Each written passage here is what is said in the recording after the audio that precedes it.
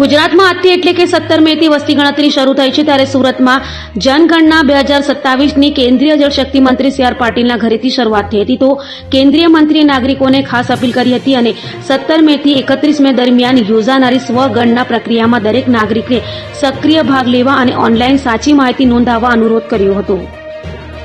ગુજરાતના આજથી જનગણના શરૂઆત થઈ છે ત્યારે સુરતમાં મનપા કમિશનર એમ નાગરાજ અને ડેપ્યુટી કમિશનર નિધિ સિવાય દ્વારા કેન્દ્રીય મંત્રી સી આર પાટીલના ઘરેથી જનગણના શરૂ કરી હતી. જનગણના 2027 દેશના ભાવિ વિકાસ અને આયોજન માટે ભારત સરકાર દ્વારા હાથ ધરાતી સૌથી મહત્વપૂર્ણ રાષ્ટ્રીય પ્રક્રિયાઓમાંની એક છે. વસ્તી ગણતરીમાંથી પ્રાપ્ત થતી માહિતીનો ઉપયોગ સરકાર દ્વારા નીતિ નિર્માણ, વિકાસ યોજનાઓ, સંસાધનોના યોગ્ય વિતરણ, આરોગ્ય, શિક્ષણ, આવાસ, રોજગાર અને પરિવહન જેવી વિવિધ જનકલ્યાણકારી યોજનાઓના અસરકારક અમલીકરણ માટે કરવામાં આવે છે. સાચા જનગણના આંકડા વિકાસનો લાભ યોગ્ય લોકો અને વિસ્તારો સુધી પહોંચે તે સુનિશ્ચિત કરે છે. ત્યારે કેન્દ્રીય મંત્રી સી આર પાટીલે તમામ નાગરિકોને અપીલ કરી છે કે આજથી 17 મે 2026 થી 31 મે 2026 દરમિયાન યોજાનારી સ્વગણના પ્રક્રિયામાં સક્રિય રીતે ભાગ લે, પોતાના ઘરે બેઠા ઓનલાઈન સાચી અને સંપૂર્ણ માહિતી નોંધાવે. તો સાથે સી આર પાટીલે વધુમાં કહ્યું હતું કે આપ દ્વારા આપવામાં આવેલી માહિતી કાયદા મુજબ સંપૂર્ણપણે ગુપ્ત રાખવામાં આવશે અને તેનો ઉપયોગ માત્ર આંકડાકીય તથા વિકાસલક્ષી હેતુઓ માટે જ થશે.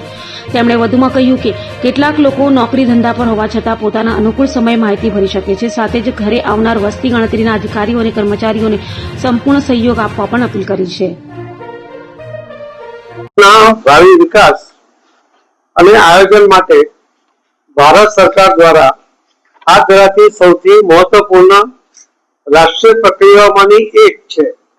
વસ્તી ગણતરીમાંથી પ્રાપ્ત માહિતીનો ઉપયોગ સરકાર દ્વારા નીતિ નિર્માણ, વિકાસ યોજનાઓ, સંસાધનોના યોગ્ય વિતરણ, આરોગ્ય, શિક્ષણ, આવાસ, રોજગાર, પરિવહન તેમજ વિવિધ જન કલ્યાણકારી યોજનાઓના અસરકારક અમલીકરણ માટે કરવામાં આવે છે. સાચા જનગણના આંકડા વિકાસનો લાભ યોગ્ય લોકો અને વિસ્તારો સુધી પહોંચે તે સુનિશ્ચિત કરે છે. હું તમામ નાગરિકોને અપીલ કરું છું કે તારીખ 17 મે 2026 થી 31 મે 2026 દરમિયાન યોજાનારી સ્વગણના પ્રક્રિયામાં સક્રિય રીતે ભાગ લો અને પોતાના ઘરે બેઠા ઓનલાઈન સાચી અને સંપૂર્ણ માહિતી નોંધાવો. આપ દ્વારા આપવામાં આવેલી માહિતી કાયદા મુજબ સંપૂર્ણપણે ગુપ્ત રાખવામાં આવે છે અને તેનો ઉપયોગ માત્ર આંકડાકીય અને વિકાસલક્ષી હેતુઓ માટે જ કરવામાં આવે છે. જનગણનામાં આપની ભાગીદારી રાષ્ટ્ર નિર્માણમાં આપનું મહત્વપૂર્ણ યોગદાન છે. આવો આપણે સૌ સાથે મળીને જનગણના 2027 ને સફળ, સચોટ અને સર્વસમાવેશી બનાવીએ. આપણી વસ્તી ગણતરી આપણા વિકાસ માટે છે. જે કેટલાક લોકો નોકરી માટે દિવસ દરમિયાન જયારે ઘરે નહીં હોય એ દરમિયાન જો એ વસ્તી ગણતરીમાં પોતાની માહિતી ના આપી શકે તો એમણે ઘરે બેઠા પણ આ યોજનાનો લાભ લઈને જાતે જ એમાં નોંધણી કરાવીને એનો ફાયદો લેવો જોઈએ. એનો ઉપયોગ કરીને આપણા દેશના વિકાસમાં સાચી માહિતી અને આપની પણ વસ્તીમાં ગણતરી થઈ જાય એના માટે સજાગ રહીને આ કામ કરવું જોઈએ.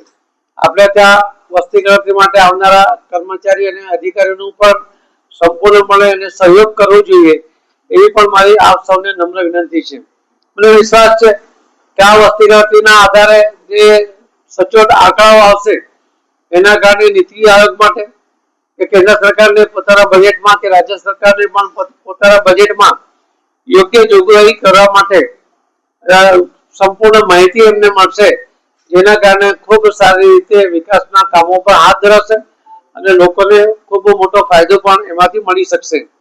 તો હું ફરીથી આપ સૌને વિનંતી કરું છું કે આપ સૌ આ વસ્તી ગણતરીમાં આપ સ્વગણના દ્વારા પણ અથવા તમને વસ્તી ગણતરી માટે આવનારા કર્મચારી અને અધિકારીઓને સહયોગ કરીને પણ આમાં સહયોગ આપો એવી નમ્ર વિનંતી છે. ધન્યવાદ. ભારત માતા કી જય.